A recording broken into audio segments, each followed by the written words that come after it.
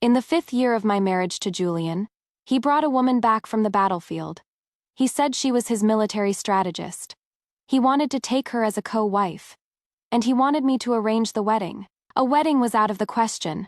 A funeral, on the other hand, could be arranged, and grandly at that. Amelia has no family in the capital to arrange her wedding, but once she is married into the family, we'll all be family. So you need to prepare her dowry. It doesn't have to be much, just 88 chests will do. Hearing these shameless words, I looked at the refined and handsome man before me in disbelief. This was my husband of 5 years, Julian the Marquis of Pingyang. 5 years ago, the Marquis's estate had been implicated in a corruption case. The old Marquis was imprisoned. To save the title, he had immediately arranged for Julian to marry me. At that time, my family had just become imperial merchants. We were new to the capital and in need of connections. When the marriage proposal came, I had my father inquire. We learned that once the debt was paid, the estate would be in the clear. So we took the opportunity to secure the marriage with our money. Sure enough, with my family's help, the debt was paid, and the estate was safe. The old Marquis was soon released, but he was old, and his health was failing. He passed away on the night of our wedding. A joyous occasion turned into a funeral. The entire estate resented me, believing I had brought bad luck and caused the old Marquis's death. But Julian stood by me, and for that, I was very grateful. So when he left for the border 3 months later to secure his newly inherited title, I had no complaints. For 5 years, he was on the battlefield.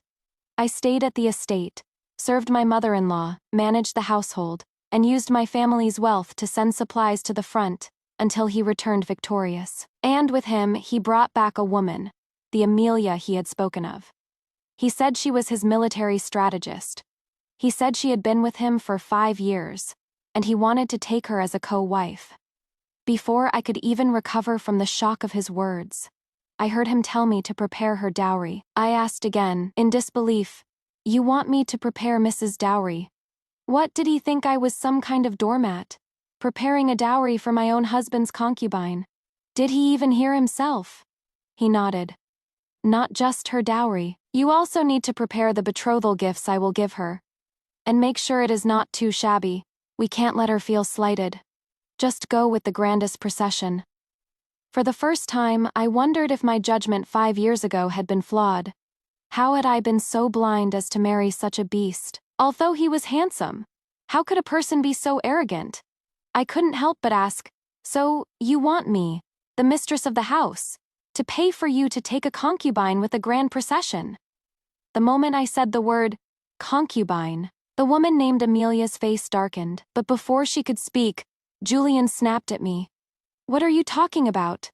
What concubine? Amelia is also my wife. You will not humiliate her." I couldn't hold back my anger and sneered, "If she is your wife, then what am I? Or are you planning to divorce me and marry another?" "That won't be necessary," he said. "You are both my wives. You have been in the family for 5 years longer than her, so she will have to be the younger sister. From now on, you will address each other as sisters." "I have no problem with that," she said. "But Julian, you need to make it clear to her. Don't let her use any of those petty back alley tricks on me. Otherwise, don't blame me for being ruthless." He immediately said, "Of course not, she wouldn't dare." With that, he looked at me with a warning. "Isabella, did you hear her? She won't bother you, and you will not use any of those devious schemes on her. Otherwise, don't blame me for not protecting you." I couldn't hold back my anger any longer and slapped him hard across the face. "You can just shut up. Who needs your protection?" When I had married into the estate, it was because my family had just become imperial merchants. We were new to the capital and faced obstacles everywhere. Many officials wanted a piece of our wealth. When the Marquis of Pingyang came to propose, I had thought that since the estate was an empty shell, no one would dare to bully me, so I had married into the family, hoping to use their status to elevate our own. But I never thought he would be such a beast. After a few years of good living, he thought I was a pushover, and even brought another woman here to taunt me. He was stunned by my slap. Before he could react, she flew into a rage. "Insolent. Isabella, how dare you hit the Marquise, you? Before she could finish, I slapped her across the face. Aren't you shameless? Is it your place to speak in someone else's home? Are all the men in the world dead to shamelessly follow a man back to his home and become a concubine, and then dare to point your finger at the official wife? You are really pushing your luck, and you dare to call yourself a military strategist. The camp followers have more shame than you. After my outburst, I felt much better, but she was trembling with anger. You dare to hit me, I sneered. I am the mistress of the house. You are a concubine. I can sell you off, let alone slap you. Her face turned red. She couldn't argue with me, so she slapped him. Not on the face, but on the arm, she said angrily. Julian, I have been so humiliated before I even entered the family. Is this your explanation? He quickly tried to appease her, but she pushed him away. Julian, you must give me an explanation for this slap. Otherwise, I will not forgive you. With that, she stormed out. He was about to follow her, but, as if remembering something, turned and glared at me. Isabella, you are a shrew. I am telling you, I am determined to marry her. You have no say in the matter. Then, he also stormed out. I sneered and returned to my own courtyard, unconcerned. I had been wanting to do that since I heard he was bringing another woman back yesterday. To have held back until today was a sign of my maturity. And he wanted me to arrange their wedding. I'd be happy to arrange their funeral. Actually, I didn't object to him taking a concubine. After all, I had married him for his family's power, not for love. But I never thought he would be so shameless as to use my money to pay for his and his mistress's dowry and betrothal gifts. He might as well fly to the moon. But to my surprise, just as I was resting, my mother-in-law sent someone to fetch me. I raised an eyebrow and followed the matron. Sure enough, it was about this matter. My mother-in-law's face was cold. Isabella, I always thought you were a sensible woman. I never thought you would be so jealous. Julian only has you as a wife. What is wrong with him wanting to take another? I said coolly. If he were to take a concubine, I would naturally not object. But now he wants me to pay for his and his mistress's dowry and betrothal gifts, and even to take that woman as a co-wife. Do you also think that is fine, mother-in-law? She frowned. A co-wife is still beneath you. What are you afraid of? I said. You are overthinking it, mother-in-law. I am not afraid. But for the sake of my family's reputation, and for my own, I will not allow him to take a co-wife under my nose. Of course, if he is so deeply in love with that woman that he cannot live without her, then I can divorce him and let them be together. My mother-in-law would naturally not agree to a divorce. The Marquis of Pingyang's estate was an empty shell. It was only because of me that they had been able to maintain their dignity all these years. If they wanted to be shameless, I could be too. Sure enough, I don't know what my mother-in-law said to him, or what he said to that seemingly aloof Amelia. In the end, she entered the family as a concubine, but to my great surprise, she also brought a child with her, claiming it was her and Julian's son from the border. He said, "It is perfect. You don't have a child. We'll just have this child raised by you, registered under your name. In the future, he will call you mother." Seeing this, my eyes turned cold. So, having failed to get my dowry in the co-wife position, they were now trying to get me to raise their child. They were really trying to take everything from me, I asked. Didn't you tell me that Miss Amelia was your military strategist? How did you even have a child? Were you two discussing battle strategies in bed? Her face turned red, but this time she didn't storm out. He, on the other hand, flew into a rage. Insolent, Isabella. I used to think you were a gentle woman. Why are you so sharp-tongued? I said, I used to think you were a decent and upright gentleman. I never thought you would not only have a mistress but also an illegitimate child with her. She could no longer control her anger. Leo is not an illegitimate child. He is the Marquise's son. I asked, were you married when you gave birth to him? If you weren't then, he is an illegitimate child. She put on a magnanimous air. I know you are jealous of my and the Marquise's love, but now I have, according to the rules, place the child in your care. Why must you be so relentless? I gave a sarcastic smile. A pity. I have no interest in illegitimate children. She was so angry she was trembling. He was furious. That is enough, Isabella. Leo is my child. He is not some illegitimate child. I have also registered him in the family genealogy. He is now a descendant of the family. Oh, I said. In that case, let his own mother raise him. He frowned. Amelia still has to discuss state affairs with me. She is very busy. You don't have a child. Letting you raise him is for your own good. Don't be ungrateful. I looked at him directly, then curled my lips into a smile. What a coincidence. I just adopted a child a couple of days ago. I was just about to tell you. I really don't have time to raise your and Miss Amelia's son from the border. With that, I waved my hand and had my maid bring over a beautifully carved little boy. Marcus, come. Call him father. Marcus called out in a sweet, childish voice. He stared at me, his eyes wide. Without my permission, who allowed you to adopt a child? I said coolly. You had a mistress and a child with her, and you didn't tell me either. He was furious. But I wouldn't budge, and he didn't trust me with his child. In the end, he and she had to take the child back. I looked at the sweet little boy before me and couldn't help but smile. Finally, I had a chance and an excuse to bring him to my side. Thank you, Julian, for having a mistress. As long as he didn't act like a fool again, I would support his family's prosperity for a lifetime. Although he did not agree with my adoption of Marcus, he could do nothing about it. He just didn't agree to have him registered in the family genealogy. I didn't care. My son would not be in their family's genealogy. I just wanted to raise him myself. I hired a tutor for him. Since I was rich, I hired the best. When she and he found out, they immediately sent their son over.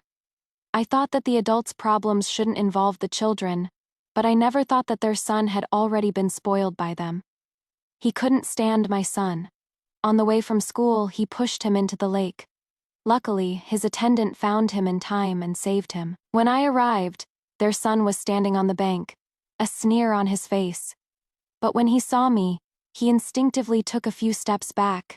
She, who had rushed over, stood in front of her son, a hint of provocation in her eyes. Madam, children are just playing. You are not going to hold it against a child, are you? Number then? I returned to my courtyard. Just then, the person I had sent to investigate her also returned. As I had expected, he had intentions of killing me. He had promised her that as soon as he got his hands on my family's fortune, he would get rid of me and give her my position as mistress of the house. A position that, he said, had originally belonged to her. Besides that, I also learned that she was actually from the 6th prince's household. Me eyes turned cold. The 6th prince was the son of the current empress. The apple of the court's eye. Everyone knew he was ambitious. Even with a crown prince already established, he still had the capital to compete. And she was from his household. So, the reason he had been able to get the position of commander of the Imperial Guards after returning to the capital was because he had joined the 6th prince's faction. That is why he had been so brazen as to say such shameless things to me the day after he returned. Know that his plan hadn't worked. He was plotting my death perfect. I had just been wondering how to find a way into the 6th prince's household. It was like a pillow had been delivered to me just as I was getting sleepy. I sent my son back to my family's home to be cared for by my father. I hear the merchant fleet is going to Ryukyu soon. Father, you should take him with you.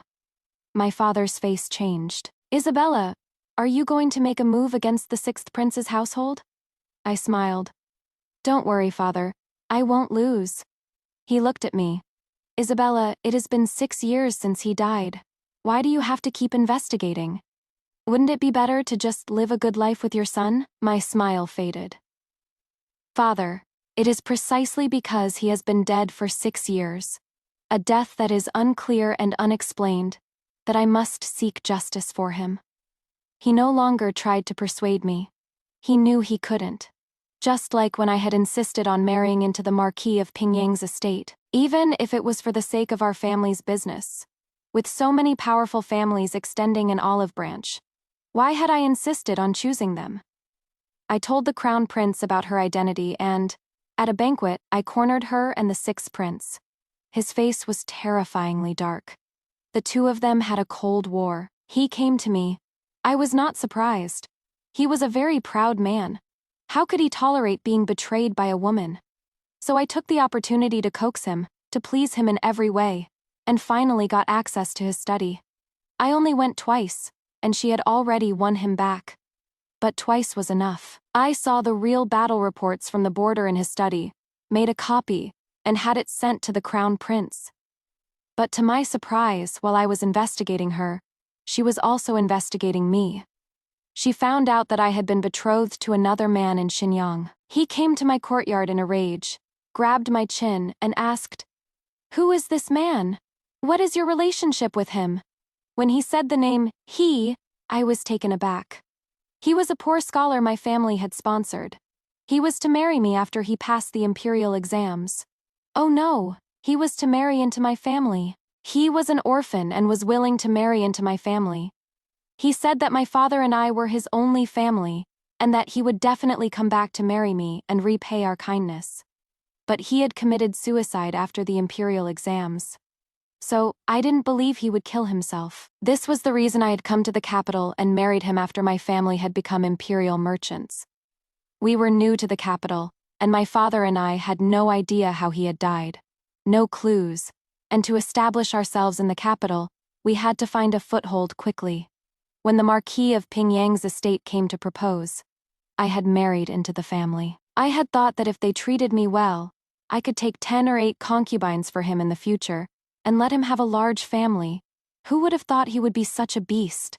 Then I would have no qualms about being ruthless.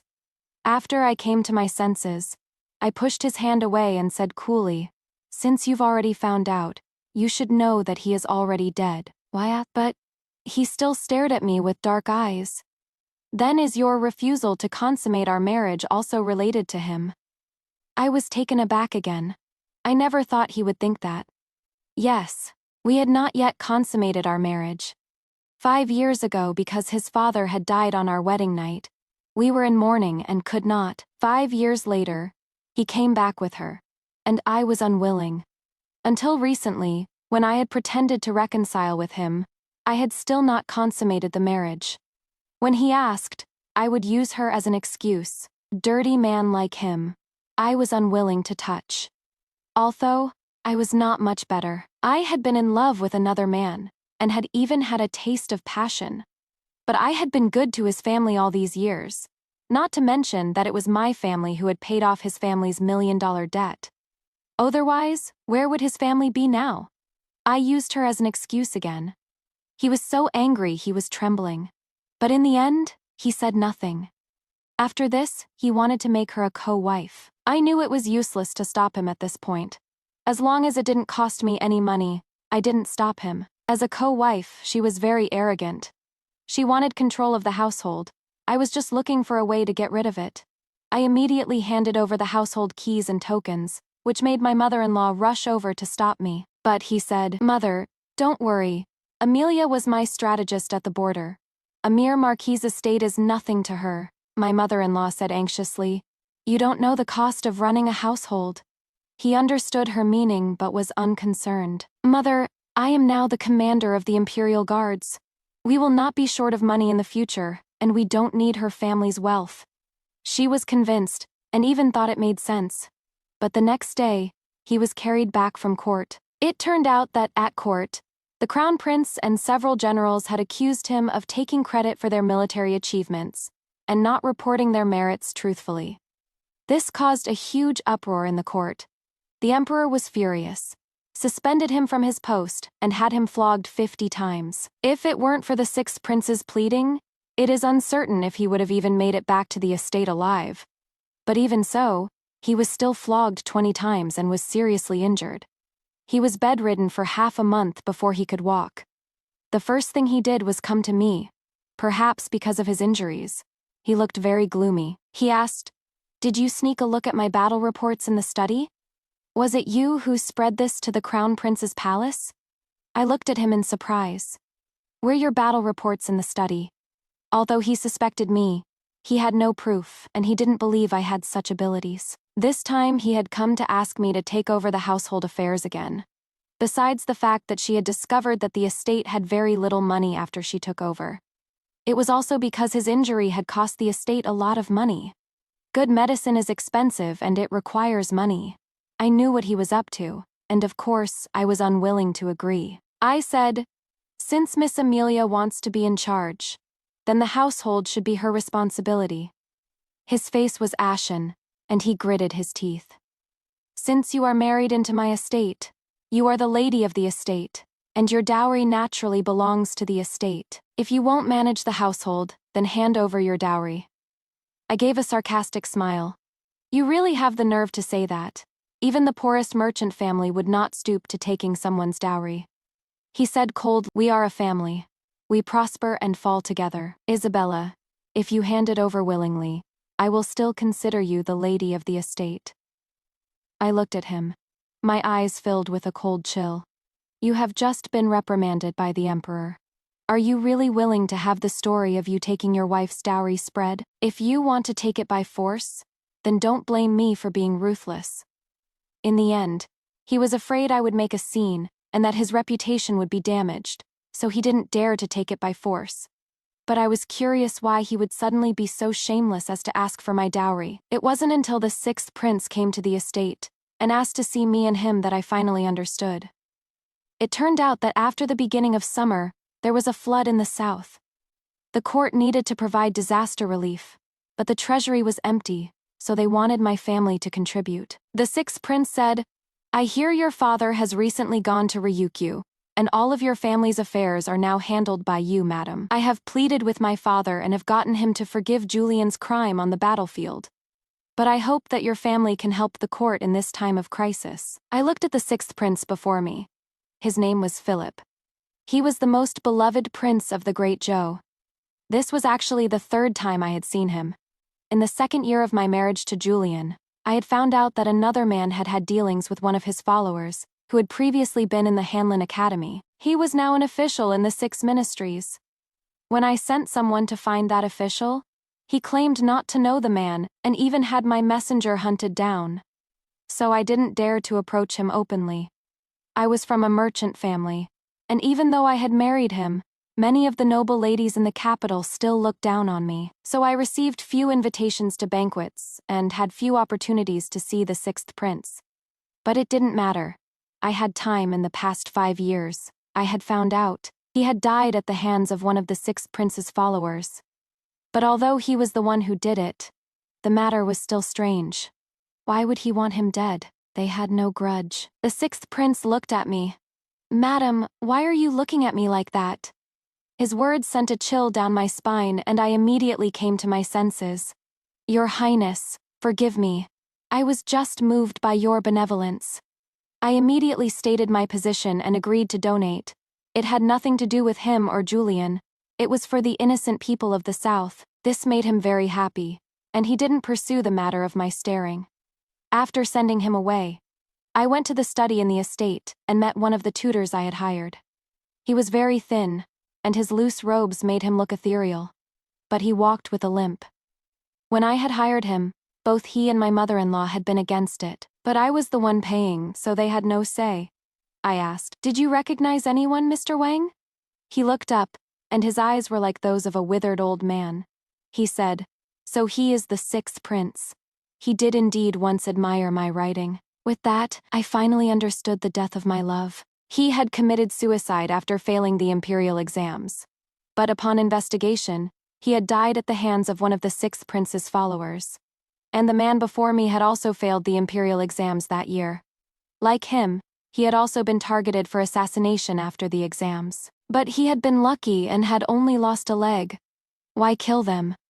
I had investigated the man who had killed him. He was a good-for-nothing son of a powerful family, who only knew how to eat, drink, and be merry. He was barely literate. How could he have passed the imperial exams?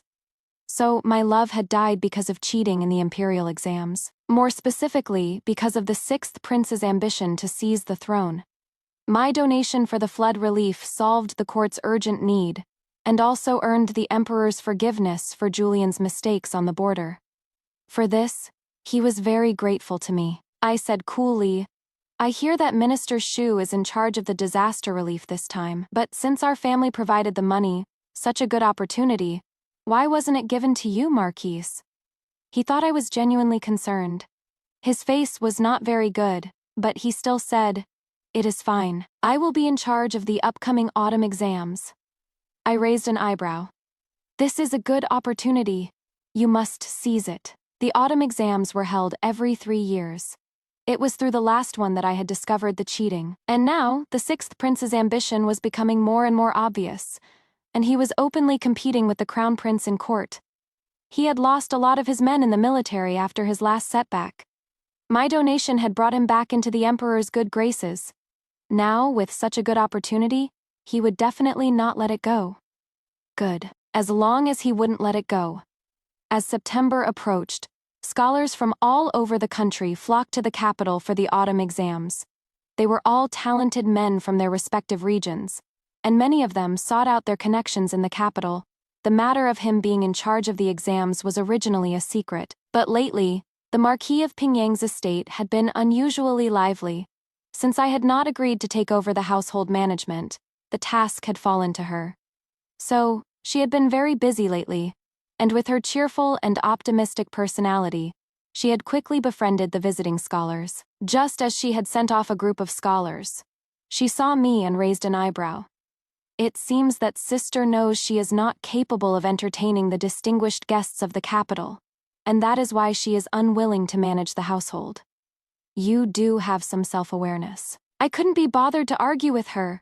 I just slapped her across the face and said coldly, Amelia, did I forget to warn you to stay away from me? Or do you think that being a co-wife gives you the right to be arrogant in front of me? She was so angry her face turned pale. Isabella, how dare you hit me? I sneered. So what if I did? What are you going to do about it? With that, I grabbed her chin and looked at her panicked face, a cold smile on my lips. By the way, didn't you say you hated the back alley tricks of women fighting for favor? What are you showing off for now? Or is this your trick to pretend to be one of the boys? In reality, it is also your trick. Let me tell you, men may fall for your apathetic personality, but I don't. So, stop disgusting me. I find it filthy. With that, I pushed her away and was about to leave. But looking at her cold eyes, I stopped. By the way, I have to remind you, even if you are a co-wife, you are still a concubine. When you see me, the official wife, you still have to bow and pay your respects. My not arguing with you doesn't mean you can be without manners. From now on, behave. Otherwise, I will hit you every time I see you. That night, he came over in a rage. She had complained to him, and he wanted to come and stand up for his beloved. He told me to apologize to her.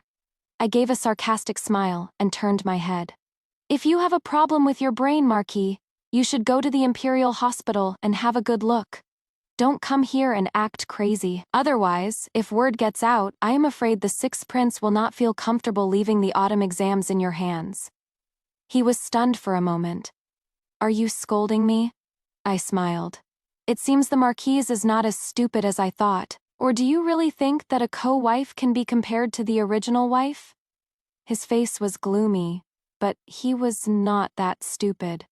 A co-wife was just a nice-sounding term for a concubine. If word got out that he was favoring a concubine over his wife at this time, I am afraid the sixth prince would immediately replace him for the autumn exams. And now he needed to prove himself to the sixth prince, or he would soon be replaced by someone else. However, although he couldn't do anything to me, he did give me the cold shoulder, obviously trying to teach me a lesson. But I just found it laughable. He had brought her back and humiliated me.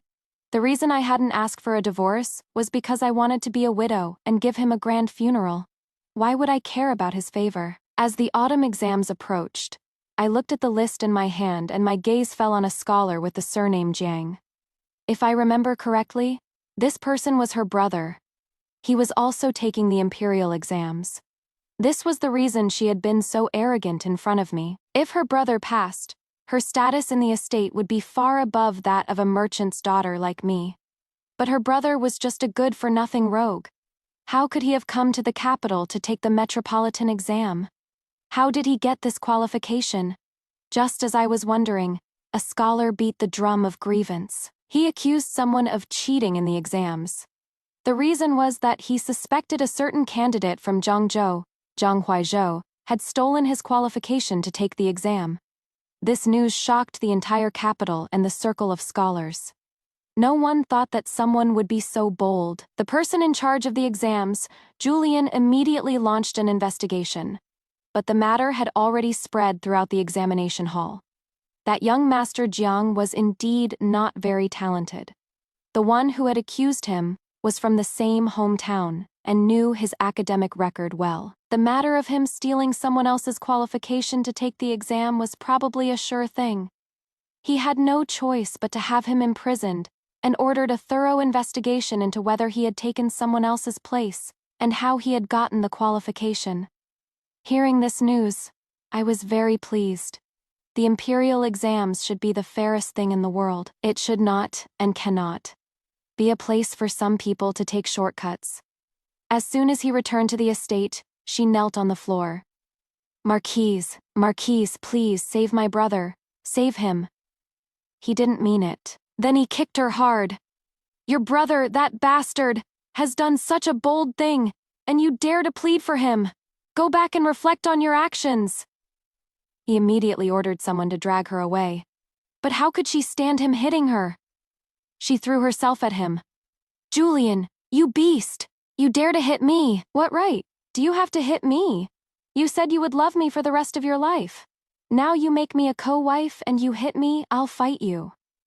The two of them started to fight, but she was just a woman. How could she be a match for him? After a couple of slaps, she was on the floor. She screamed and cursed, but he coldly ordered someone to drag her away like a dead dog. I followed her to her courtyard. She glared at me. "What? Are you here to laugh at me?" I shrugged. "What is there to laugh at? Or do you think I've ever taken you seriously?" She was so angry she was trembling. "Then what are you doing here?" I looked at her, then curled my lips into a smile. "I just came to see how miserable you are now." She could no longer control her anger and struggled to her feet, wanting to teach me a lesson. But the people around me immediately held her back. How could she move? I just waved my hand dismissively and motioned for them to leave. "Amelia, you need to understand what crime your brother has committed. To try and save him now, and to still expect the Marquis to be moved by your old feelings. Isn't that a bit naive? In his eyes, no feelings are more important than his estate. If you want to save your brother, at a time like this, it is about who can be more ruthless." With that, I looked at her. Sometimes a desperate move is also a strategy. She was taken aback. "What do you mean?" I didn't say any more and just left her courtyard. I knew she wasn't stupid. She had been able to investigate me before. Now she would naturally understand what I meant. So I lowered my eyes and instructed my maid. "Tell the crown prince that they may be about to make a move against the Jing siblings. Tell them to be ready." Yes. As I had expected, she understood what I meant. This was their last resort, and they had to take it. She forced him to take her to see the sixth prince. I don't know what was said, but that night, he released her brother and sent him out of the city. Unfortunately, not long after leaving the capital, they were ambushed.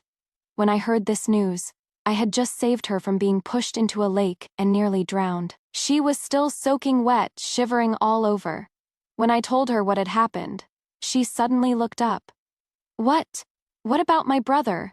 Is my brother dead?" A maid came forward. "Miss, don't worry. The young master is not dead. He has been saved. Just like you tonight, miss. You were saved by Our Lady." She collapsed on the floor, her face as pale as paper. Gradually, she clenched her fists. "My brother and I have served the sixth prince with all our hearts, and we have won great victories for Julian, and now they want to kill us.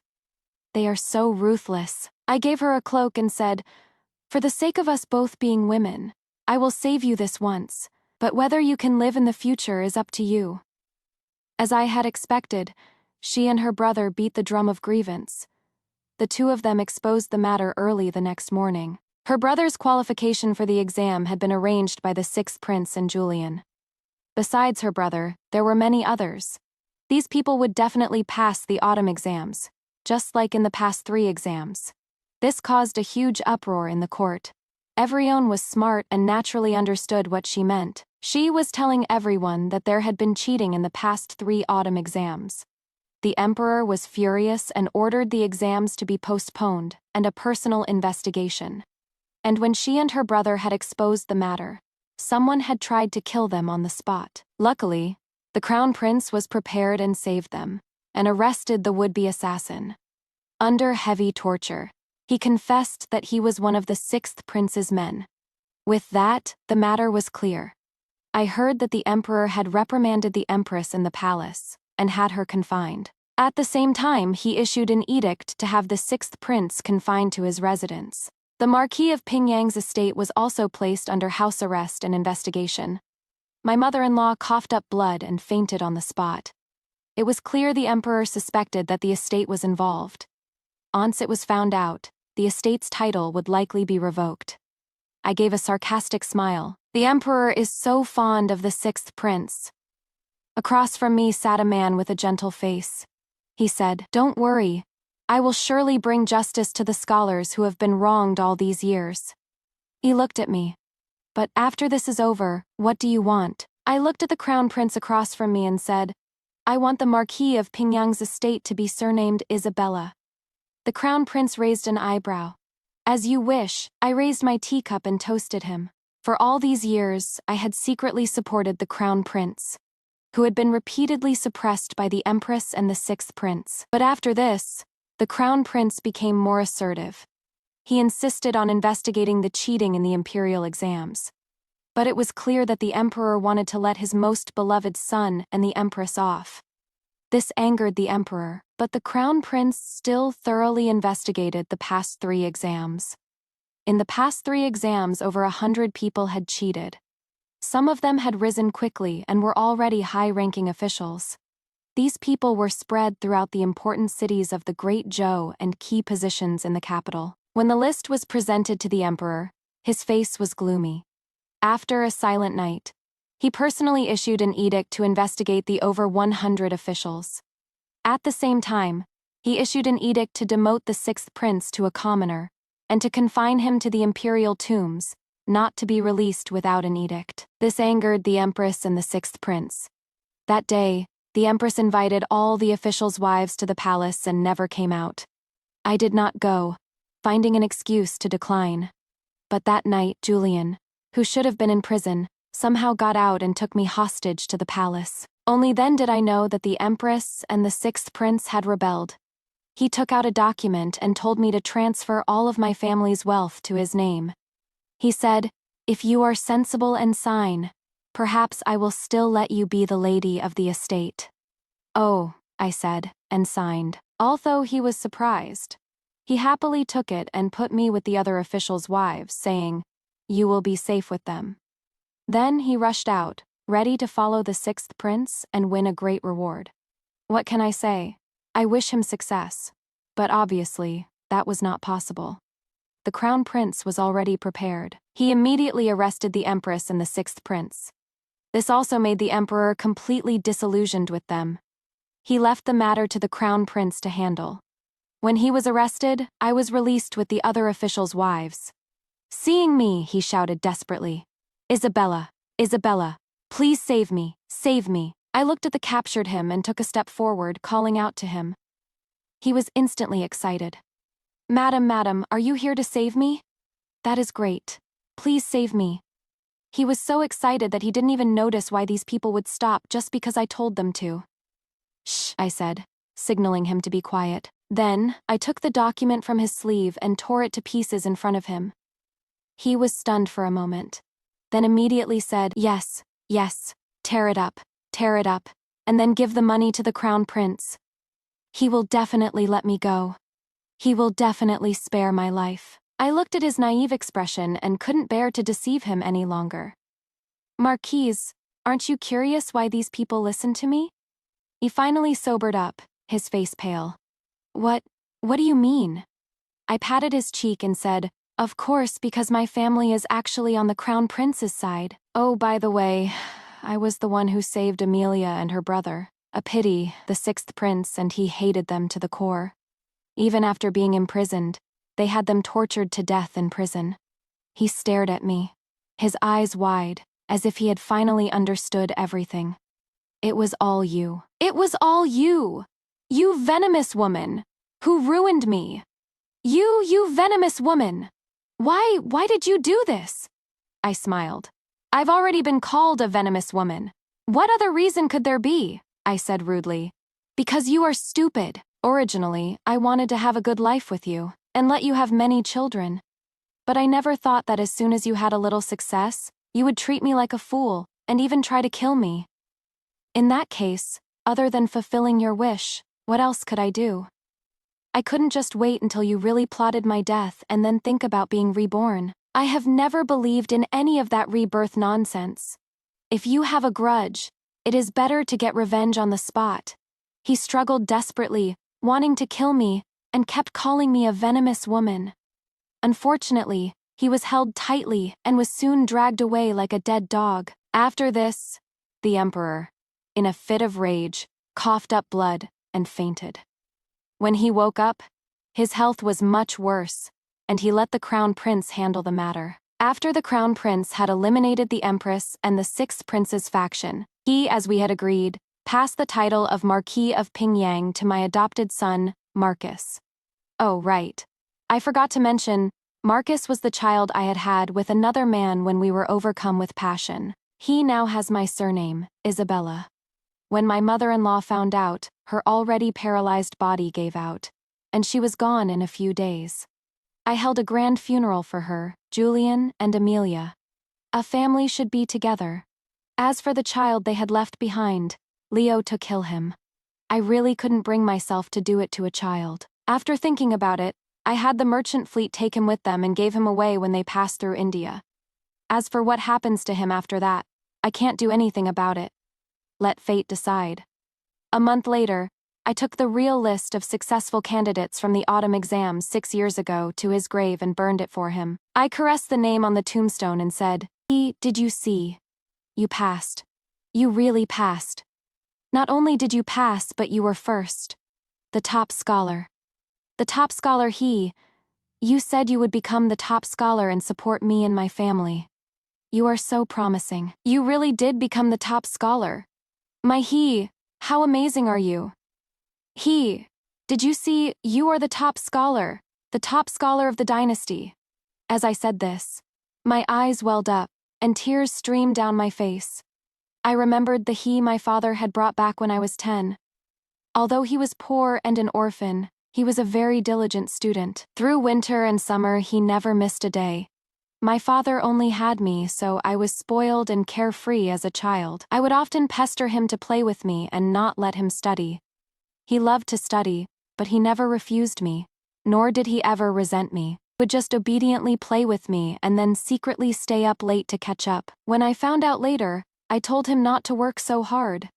I arrogantly patted my chest and said my family was rich. We could live a life of leisure and never suffer. He said, wealth attracts envy.